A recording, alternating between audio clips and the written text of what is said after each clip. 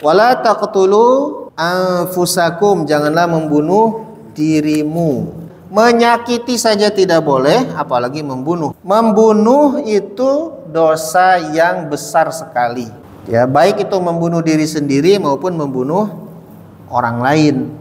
Bahkan Nabi mengatakan sibabul muslim fusukun wa qitaluhu kufrun. Hadis sahih itu. Artinya ya, sibabul muslim fusukun wa qitaluhu kufrun. Sibabul muslim artinya sibab itu mencaci, memaki. Ya, mencaci orang muslim itu fusukun, perbuatan yang fasik, wa qitaluhu kufrun. Nah, sedangkan membunuhnya adalah kufur. Itu saking besar dosanya itu. Di dalam tafsir ini juga dijelaskan tentang peringatan ya terhadap orang yang membunuh, termasuk membunuh dirinya sendiri. Man qatala nafsahu bihadidah fahadidatuhu fi yadihi yaja'u biha batnahu yaumal qiyamah fi nari jahannam khalidan mukhalladan fiha abadan. Wa man qatala nafsahu bisummin fasummuhu fi yadihi yatahassahu fi nari jahannam khalidan mutakhallidan fiha abada. Siapa yang bunuh diri dengan sebuah besi, maka besi itu akan ada di tangannya untuk merobek-robek perutnya pada hari kiamat kelak di neraka jahanam kekal selamanya. Dan siapa yang membunuh dirinya dengan racun, niscaya racun itu berada di tangannya, dia akan meneguknya di neraka jahanam dan kekal selamanya. Hadis riwayat Bukhari Muslim sahih. Ini peringatan keras nih, jangan coba-coba ya. Itu adalah penyakit, namanya itu penyakit depresi ya, stres ya, depresi berat, kemudian tidak ada harapan, bunuh diri. Ini yang perlu diantisipasi. Kenapa? Karena trennya tingkat bunuh diri itu meningkat ya, dari tahun ke tahun itu terjadi peningkatan orang bunuh diri itu. Nah, ini perlu diantisipasi dengan apa? Dengan memperkuat rohani, memperkuat kejiwaan kita ya. Jadi seberat apapun beban di dunia ini, itu merupakan beban yang masih bisa dipikul oleh manusia. Nah, beda dengan beban di akhirat ya. Nah, beban di dunia ini sudah diukur, la yukallifullahu nafsan illa wus'aha ya. Maka potensi untuk ke arah sana itu harus segera dihentikan. Kalau kita punya anak buah ya, punya karyawan, kita harus bisa mengukur ini beban orang itu sebagaimana, seperti apa. Nah, jangan sampai diberikan yang melebihi kemampuannya.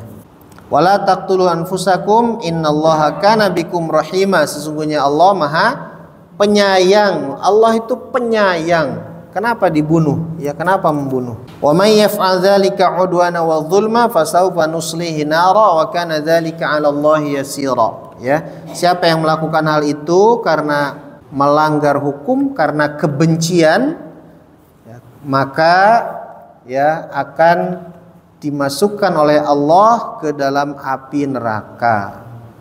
Nah, jadi ancamannya itu serius sekali. Ya, membunuh diri, membunuh orang lain, membunuh dengan cara yang tidak dibenarkan oleh hukum. bukan karena kisos ya. Karena kisos, kalau kisos dibolehkan ya, membunuh orang lain karena kisos, karena hukuman dia membunuh secara sengaja ya, pembunuhan berencana. Nah, itu di dalam KUHP masih ada ya. Masih ada hukuman mati ya, dalam Islam ada namanya kisos. Nah, itu bukan termasuk itu ya, tapi zulman wa udwanan itu pembunuhan yang dilakukan secara zolim ya, tidak ada sebab yang dibenarkan, itu zolim atau karena kebencian. Termasuk ya membunuh anak karena takut miskin. Ini juga termasuk pembunuhan loh. Membunuh anak karena takut penyakit terjadi di dunia ini. Ya, ada seorang ibu yang membunuh anaknya karena anaknya mengidap suatu penyakit. Karena dia mempertimbangkan saya yakin bahwa anak ini jika hidup dia akan sangat menderita, maka lebih baik mati aja. Ya, dan saya akan menanggung dosanya. Dia belum pernah masuk neraka, makanya dia berani begitu. Jadi ya tidak boleh dengan alasan apapun, tidak boleh. Termasuk ya kalau di negara barat ada yang membolehkan orang apa namanya? Eutanasia. Ya. Ketika seorang itu sakit parah, kemudian secara hitung-hitungan medik ya ini tidak ada harapan sembuh, ya udah ya disuntik mati sekalian ya biar tidak jadi beban. Nah bahkan bisa diminta suntik mati. Yang bersangkutan apa keluarganya? Yang bersangkutan bisa ya. Nah jadi ini dalam Islam tidak dibenarkan. Apapun alasannya ya selain qisas maka dilarang, tidak boleh ya, tidak boleh membunuh atau bunuh diri. Termasuk menggugurkan kandungan yang sudah bernyawa. Janin yang sudah bernyawa itu ya hidup dia, sudah diberikan ruh, nah, maka tidak boleh digugurkan. Nah, yang boleh digugurkan itu jika belum bernyawa. Itu pun sangat ketat alasannya jika mengancam nyawa ibunya. Ya. Nah, kalau janin nih, janin belum bernyawa, kemudian ternyata ibunya sakit, ya, dan didiagnosa wah ini janinnya ini berpotensi akan mengancam nyawa ibunya, maka baru itu boleh, ya. Tapi kalau tidak mengancam nyawa, maka itu tidak dibenarkan.